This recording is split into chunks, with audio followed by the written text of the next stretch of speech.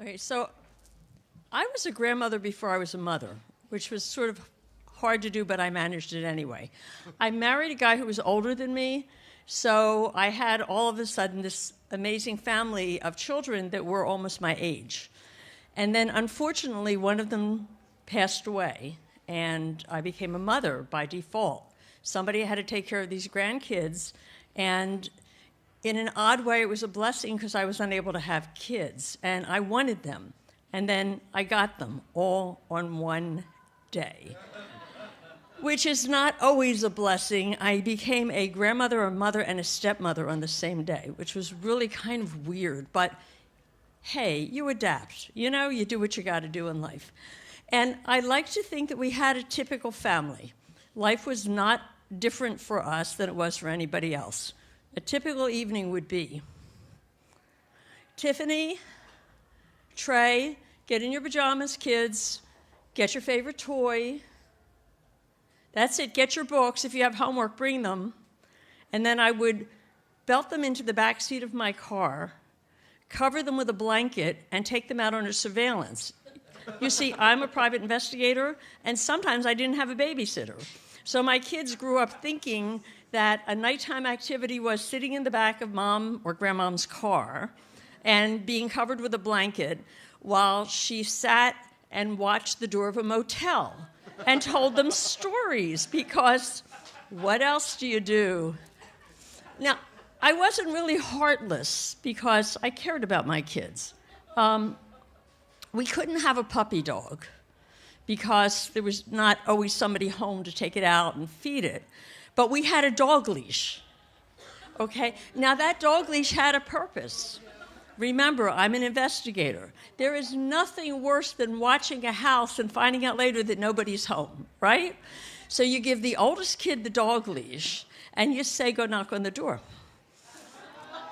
Yeah. I think that's called child abuse, or maybe just mild abuse.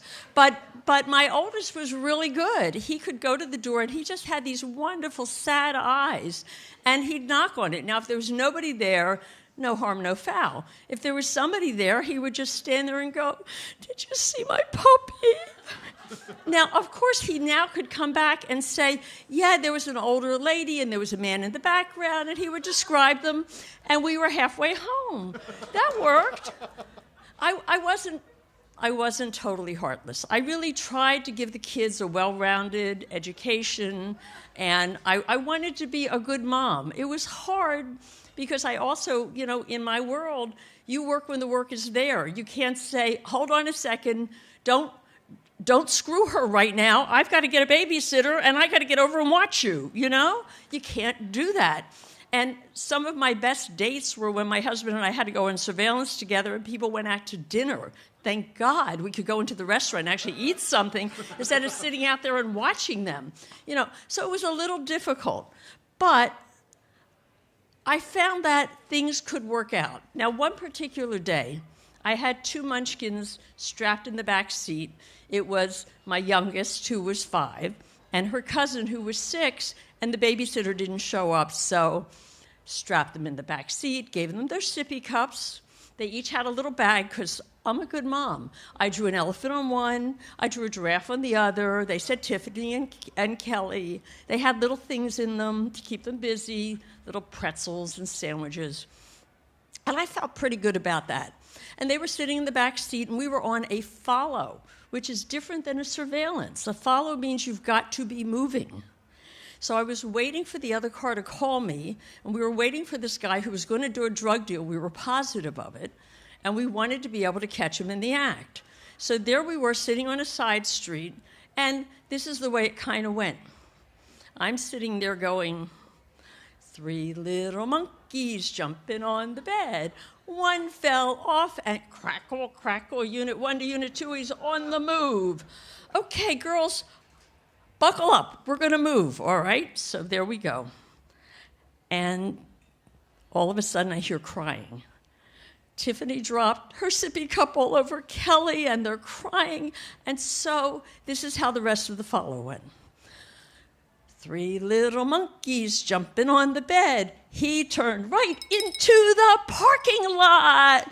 Okay, girls, are we doing better? Good, okay. Mama called the doctor, and the doctor said, oh my God, the deal's going down. Get over here quick. And that's kind of the way my life was. I like to think that it was an experience for them. I did the best I could. They're all grown up. They have their own kids. Hopefully, they'll never do that to them. They never became investigators. They've got nice, good, normal jobs. But they will have experiences to tell their stories and enter StorySlams in one of these days. Thank you.